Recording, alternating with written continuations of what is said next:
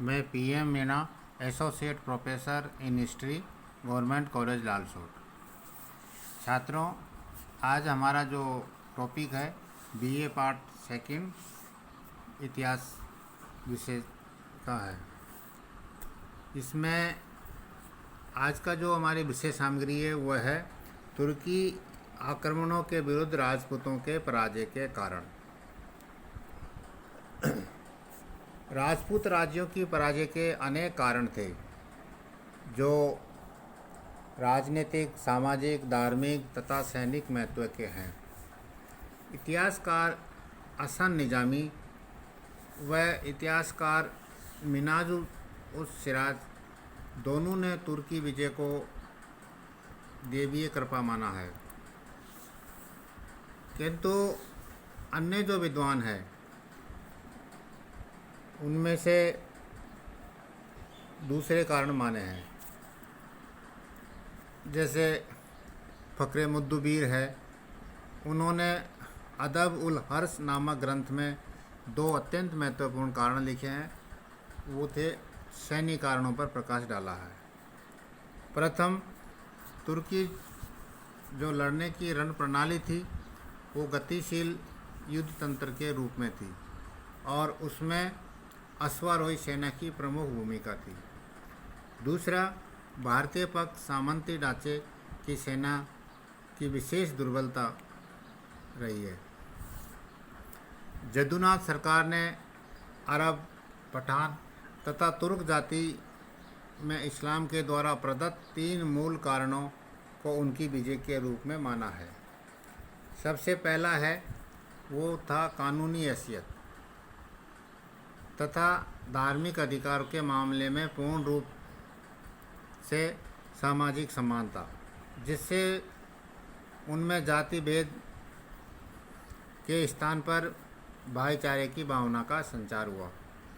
दूसरा, वो अपने भाग्य को पूर्ण रूप से अल्लाह के भरोसे छोड़ते थे। वे नियतवादी विश्वास के कारण मुस्लिम सैनिकों में युद्ध के समय सर्वथा मृत्यु भय से मुक्त होकर लड़ते थे। तीसरा जो कारण उन्होंने लिखा है यदुनाथ सरकार ने, वो उन्होंने ये बताया कि मुस्लिम जो सैनिक थे वो नशे से मुक्त होते थे, क्योंकि शराब पीना कुरान के मुताबिक पाप था तथा राज्य द्वारा दंडनीय था। इसके विपरीत राजपूत तथा अन्य हिंदू सैनिक नशे के कारण युद्ध भूमि में दूरदर्शी रणनीति, आकस्मिक आक्रमण के समय युद्ध कौशल प्रदर्शन करने की क्षमता खो बैठते थे। यहाँ तक कि वे वो अपनी सेना का समुचित सुरक्षा भी नहीं कर पाते थे। तो इस तरह से कुछ विद्वानों ने अपने कारण बताए हैं कि ये ऐसे कारण रहे हैं जिनकी वजह से तुर्कों की भारत में सफल रहे हैं और यहाँ के जो शासक थे राजपूत वो पराजय रहे हैं। हम जो निष्कर्ष के द्वारा जो कारण निकले हैं उनका हम एक एक की चर्चा करेंगे। उसमें सबसे जो पहला कारण है वो है राजनीतिक कारण। तुर्की आक्रमणों से पूर्व भारत में अनेक राज्यों में विभाजित था। इनके शासक अपने राज्य के विस्तार तथा वंश की प्रतिष्ठा के लिए एक दूसरे से निरंतर युद्धरत रहते थे, जिसके कारण इनमें आपसी ईर्ष्या, द्वेष की प्रबल भावना पैदा हो गई थी। प्रशासन तथा सेना के उच्च पदों पर ब्राह्मण तथा राजपूतों की अधिकांश नियुक्तियां होती थी, वो भी वंशानुगत होती थी। इससे एक और तो अन्य वर्ग तथा जाति के लोगों राज्य के प्रति उदासीन होते गए और दूसरी ओर अयोग्य व्यक्ति उत्तराधिकार के रूप में उच्च प्रशासनिक पद प्राप्त करने लगे।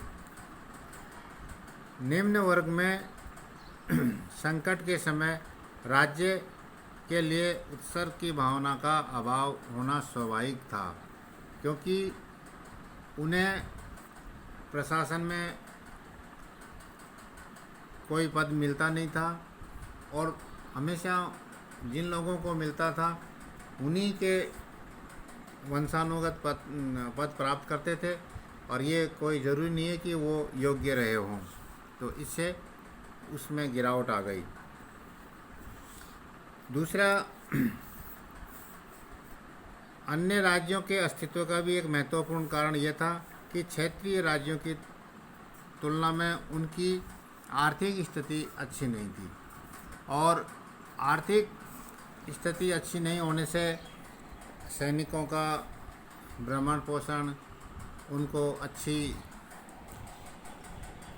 ट्रेनिंग देना, उनके पास हथियार, ये सब व्यवस्था नहीं थी।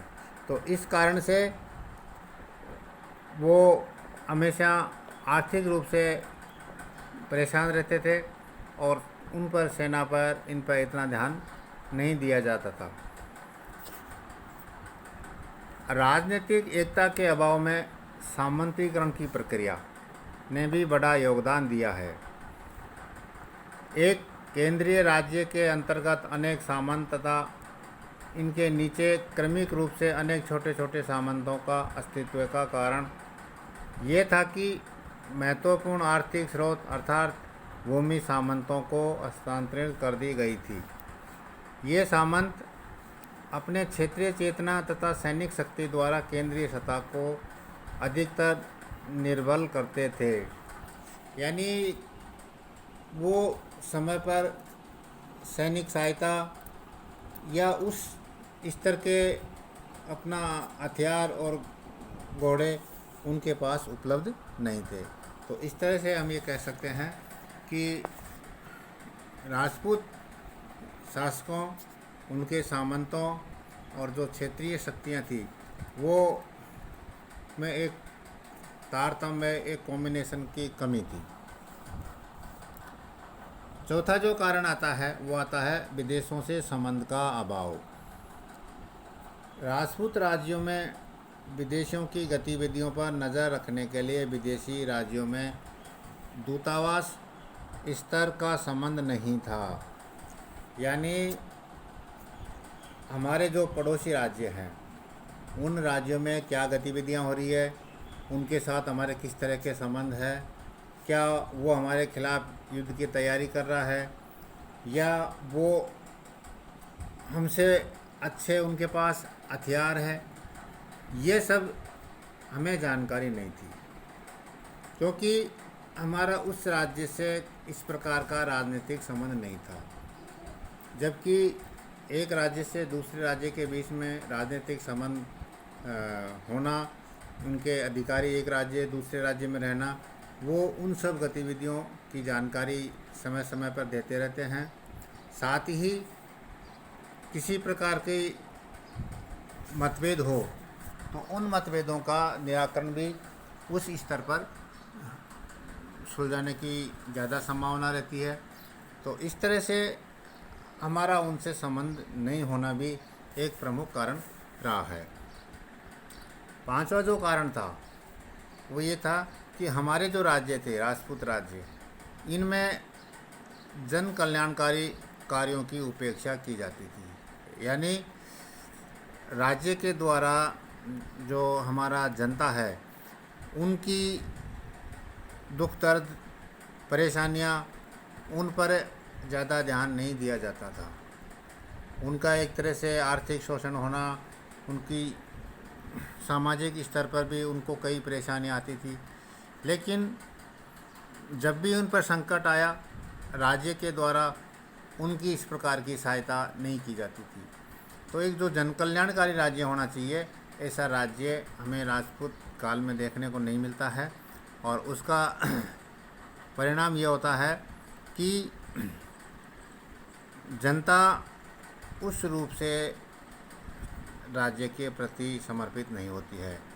तो इससे ये नुकसान होता है कि जब राज्य पर संकट आएगा, राजा पर संकट आएगा, उस समय जनता उनका साथ उस रूप में नहीं दे पाती है क्योंकि वो तो उनकी कोई लाभ हित का ध्यान रखा नहीं जाता है। तो वो उस समय वो भी क्यों ध्यान रखेगी। छठा जो कारण है सामाजिक कारण। वर्ण तथा जाति व्यवस्था के कारण भारतीय समाज कई वर्गों में बटा हुआ था। यहाँ छुआछूत, ऊंच नीच की भावना, भूस्वामी, निम्न वर्ग, खेतिहर, अन्य श्रमिकों का शोषण के कारण समाज दुर्बल हो गया था। शोषित वर्ग हमेशा से निम्न वर्गों का शोषण कर रहे थे, तो इस कारण से समाज में कई प्रकार की बुराइयों को जन्म हो गया था। यहाँ तक कि राजपूतों में भी वंशागत श्रेष्ठता की भावना से एक दूसरे में ऊंच नीच की भावना मौजूद थी। तो इससे ये वर्ग भी झगड़ालू, जिद्दी होते चले गए थे। इसके अतिरिक्त शराबखोरी, जुआ खेलना, बहुविवाह, स्त्रियों की हीन दिशा आदि बुराइयां समाज के लिए अनेक दृष्टियों से कमज़ोर बनाती जा रही थी। साथ ही शासक वर्ग की क्षमता तथा चरित्र पर इसका प्रतिकूल प्रभाव पड़ रहा था। तो इस तरह से जो इनकी सामाजिक व्यवस्था थी वो भी हमें राज्य को कमज़ोर करने में सहायक रही है।